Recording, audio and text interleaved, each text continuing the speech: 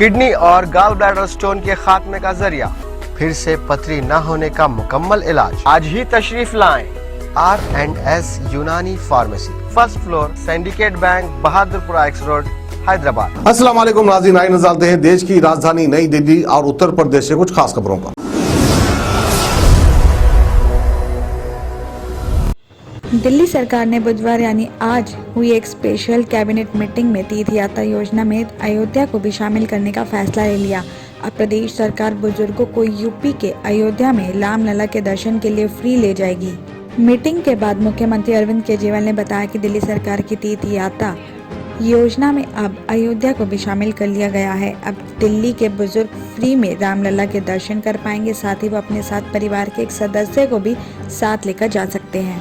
साथ ही आगे केजरीवाल ने यह भी कहा कि कोरोना महामारी की वजह से स्थगित की गई मुख्यमंत्री तीर्थ यात्रा योजना बहाल की जाएगी। हम कोशिश कर रहे हैं कि तीर्थ यात्रा के लिए ट्रेन अगले एक महीने में फिर से चलने लगे और आप सब फिर से रजिस्ट्रेशन कर सकें। साथ ही अयोध्या पहुंचे केजरीवाल ने मंगलवार को रामलला की पूजा करने के बाद कहा था कि आज मुझे भगवान राम की जन्मभूमि पर जाने और मां सरयू की आरती करने का सौभाग्य मिला और साथ ही भगवान से प्रार्थना की कि हमारे देश को कोविड-19 महामारी से मुक्ति मिले।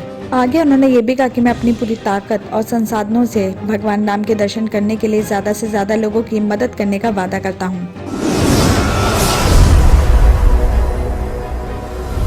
दिल्ली आपदा प्रबंधन प्राधिकरण यानी कि DDMA ने बुधवार यानी आज हुई मीटिंग में राजधानी में 1 नवंबर से सभी क्लासेस के स्कूल्स खोलने की परमिशन दे दी गई है।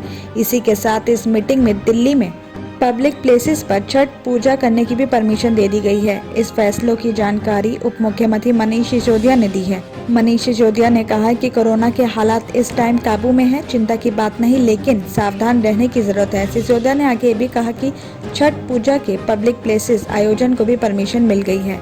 साथ ही आपको बता दें कि स्कूल के बारे में ये फैसला लिया गया है कि सभी स्कूल्स प्राइवेट और गवर्नमेंट खोले जाएंगे। 1 नवंबर से सभी स्कूल्स खोलने की परमिशन मिल गई है। पेरेंट्स को बाध्य नहीं किया जाएगा और 50% से ज्यादा क्षमता से स्टूडेंट्स को ना बुलाया जाएगा। साथ ही ये भी कहा गया है कि स्कूल के स्टाफ को 100% वैक्सीन लगा हो, अगर नहीं लगा है तो तुरंत लगवा लें। और स्कूल्स खुले रहने के साथ साथ ऑनलाइन क्लासेस भी चलती रहेंगी। पश्चिम दिल्ली जिला की साइबर सेल ने ऐसे जालसाज को गिरफ्तार किया है जो फर्जी कंपनी बनाकर देश के कई फार्मा कंपनियों को हर्बल ऑयल का कारोबार का झांसा देकर ठगी करते थे। पुलिस ने आरोपी के पास से एक स्मार्टफोन, फर्जी कंपनी बनाने में यूज फर्जी डॉक्यूमेंट्स और डेबिट कार्ड बरामद किया है।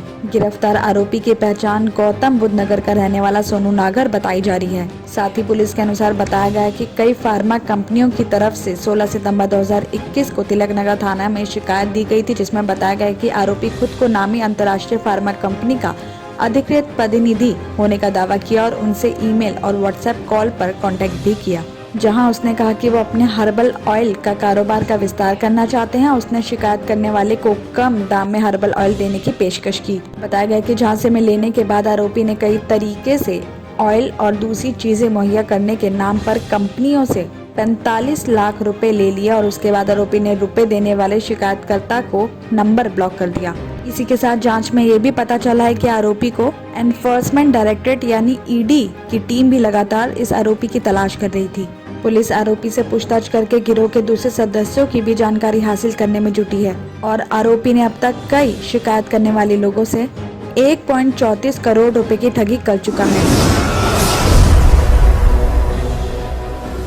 लाल किला मेट्रो स्टेशन पर तैनात CISF के जवान ने एक यात्री के पास से 58 लाख रुपए बरामद किए हैं, जो CISF अधिकारियों ने पैसे और यात्री को IT डिपार्टमेंट के अधिकारियों को सौंप दिया है। बताया जा रहा है कि 23 अक्टूबर को लाल किला मेट्रो स्टेशन पर सिपाही कुमार एक्स-रे मशीन पर यात्रियों के सामान की जांच कर रहा था और इसी दौरान उसे एक यात्री के बैग में रुपए का बंडल दिखाई दिया। उसने तभी बैग की जांच की, उसमें करीब 58 लाख रुपए थे। उसके बाद तुरंत IT डिपार्टमेंट को इस बात की खबर दे दी गई। यात्री की पहचान सीरसपुर का रहने वाला राजू रंजन बताई जा रही है और यात्री ने पूछताछ में भी बताया कि वो एक प्लास्टिक कंपनी में काम करता है और कारोबार के सिलसिले में पैसे लेकर जा रहा था।